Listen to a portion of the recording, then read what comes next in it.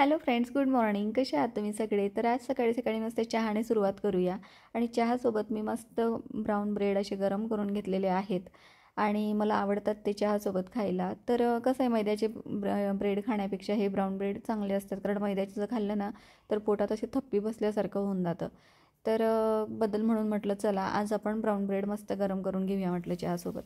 तर या ठिकाणी आता मला ना गॅस शेगडी क्लीन करायची होती, डीप क्लीन, कारण स्वयंपाकानंतर मी लगेच क्लीन करून घेते. आणि आपण जो स्प्रे मारला ना आता, तर तो स्प्रे कसा बनवायचा ते देखील मी एका व्हिडिओमध्ये सांगितलं आहे. तुम्हाला बघायचं असेल तर त्या लिंकवर जाऊन तुम्ही बघू शकतात मागच्या व्हिडिओत. त्यानंतर कसं आहे ना की आपण डीप क्लीन करून घेतली ना तर मग मुंग्या वगैरे असं अन्नाचे कण वगैरे असतात किचन ओट्यावर, तर त्याच्याने मुंग्या वगैरे होत नाही. आणि कसं आहे ना, जर शेगडी खराब असेल ना तर मला स्वयंपाक करायला पण चांगलं वाटत नाही. कधीतरी मी स्वयंपाकाच्या आधी पण जर थोडीफार खराब झालेली असेल तर मी साफ करून घेते, म्हणजे फडक्याने, आणि डीप क्लीन मग स्वयंपाक झाल्यावर करते. कारण कसं फोडणी वगैरे देतो तर पाठीमागची जी भिंत आहे शेगडीच्या मागची, तर ती पण खराब होऊन जाते. त्यावर फोडणीचे डाग वगैरे, तेलकट डाग उडतच असतात. तर मग त्यामुळे मी अशी स्वच्छ करून घेते रोजच्या रोज, म्हणजे मग जास्त काही खराब होत नाही आणि चिकटही होत नाही.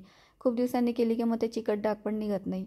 तर आपल्याला छान वाटतं आणि आपला किचन पण मस्त असं स्वच्छ राहतो आणि आपल्याला पण छान वाटतं, स्वयंपाक करताना फ्रेश वाटतं. तर या ठिकाणी आता गॅस शेगडी मी पुसून घेतलेली आहे आणि व्यवस्थित एका साईडला करून देते. त्यानंतर तेलाचा डब्बा वगैरे जो असतो ना आपला, तो पण क्लीन करून घ्यायचा, म्हणजे आठवड्यातनं किंवा 2 आठवड्यातनं. खूप असं त्याला चिकट नाही होऊ द्यायचं, तर बरं नाही वाटत. कारण काही जण नवीन डबे आणत असतील दर महिन्याला, पण मी काय करते की याच्यातच पाऊच आणते आणि ओतून घेते या डब्यामध्येच, बरं पडतं ते. तर कारण खूप सारे डबे मग घरात जमा होऊन जातात आणि मग ते परत कुठे ठेवा, इकडे ठेवा, असं करायला लागतं. त्यापेक्षा मग मी हे डबे आणते आणि त्यामध्येच मग पाऊच वगैरे टाकून घेते. पण मग तो डबा मी क्लीन करून ठेवून देते, कारण ते खूप खराब झालं ना तर मग ते पण आपल्याला वैताग येतो घासत बसायला आणि चांगलंही वाटत नाही.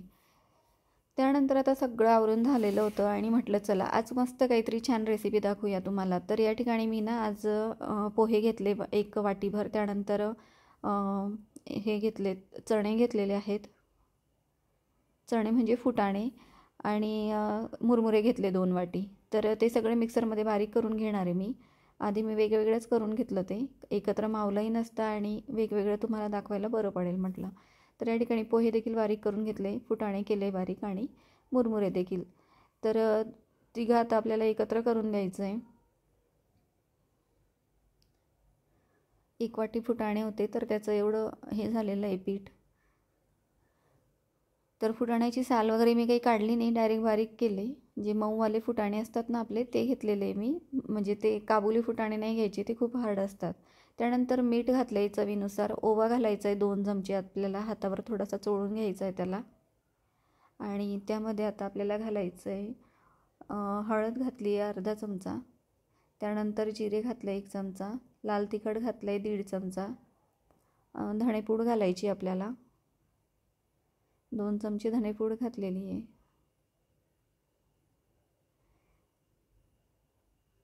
त्यानंतर कालून घेऊया, आपण आधी कोरडंच कालून घेऊया, म्हणजे सगळे मसाले एकत्र होऊन जातील.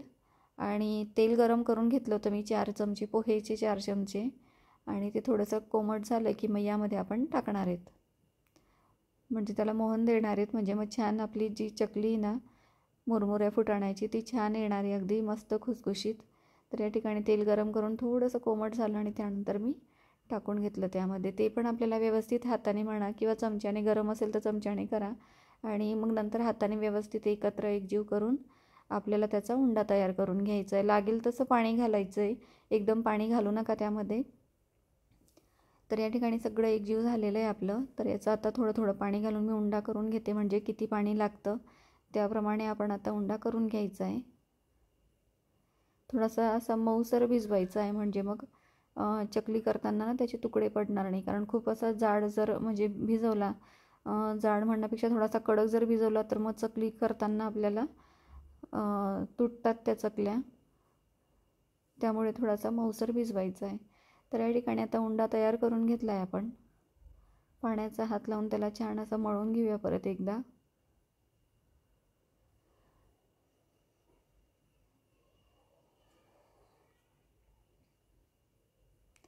खूप छान होतात फ्रेंड्स, तुम्ही पण नक्की ट्राय करा.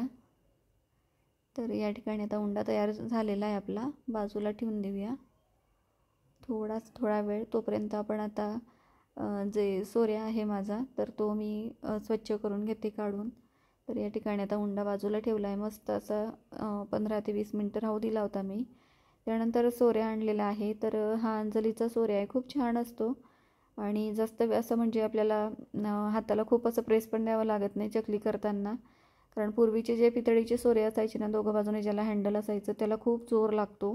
म्हणजे कुरडई करा किंवा चकली करा, कुठल्याही याला त्याला जोर लागायचा. अंजलीचा जो हा सोऱ्या आहे ना, हा खूप छान पडतो. तुम्ही आणा जर नसेल तुमच्याकडे तर यामध्ये म्हणजे तो दिवाळीला वगैरे मी शेव वगैरे करते त्यावेळेस कामात येतो. तर आता त्यामध्येच आपण जी चकली असते आपली, चकलीचा जो साचा असतो तो घेतलेला आहे आणि त्यामध्ये तेल वगैरे लावून घेतलं आहे आतून थोडंसं, म्हणजे ते पीठ येते त्याला चिकटायला वगैरे नको. आणि पण त्यामध्ये मावेल तेवढं पीठ भरायचं आहे आणि मस्त अशा चकल्या आता आपण करून घेणार आहेत.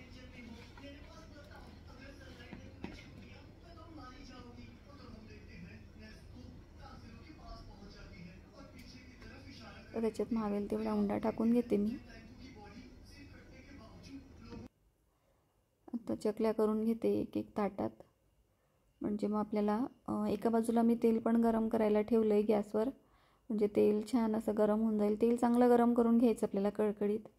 आणि या ठिकाणी बघा अशा मस्त चकल्या अशा आपण करून घेणार. तुम्ही बघू शकता अजिबात जोर लागत नाही आहे आणि छान अशा पटापट करता येत आहेत. नाही तर ते जो पितळी सोऱ्या असायचं ना त्याच्याने असे हात पार लाल होऊन जायचे, कारण त्याला खूपच जोर लागतो करायला. म्हणजे कणिका हलका असू द्या, घट्ट असू द्या किंवा पातळ असू द्या, त्याला जोरच लागतो त्या सोऱ्याला, काय माहिती. आणि या ठिकाणी बघा ताटात करून घेतलं आहे. तेल पण मस्त गरम झालेलं आहे. तेलात मी सोडणार आहे. हाताने पण सोडता येते, पण एकदम तेल उडायला भीती वाटते आणि तुटायला पण भीती वाटते. म्हणून मग मी असं पळीमध्ये घेते, झाऱ्यामध्ये, आणि मग सोडते.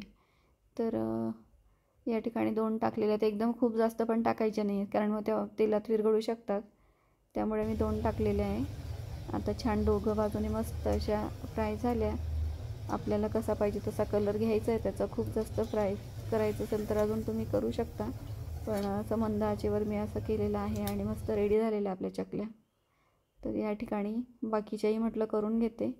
मी खूप जास्त करून ठेवत नव्हती, 4-4, 5-5 नंतर करत होती, कारण मग तुटायलाही भीती वाटते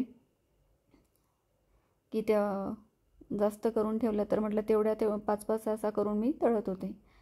या ठिकाणी बघू शकता तुम्ही ताटात पण सगळे आता तळून घेते आणि बाजूला जो उंडा पडला आहे त्याच्याही चकल्या तळून घेणार आहे मी सगळ्या व्यवस्थित करून ताटातच करत होते आणि लागलीच तळत होते.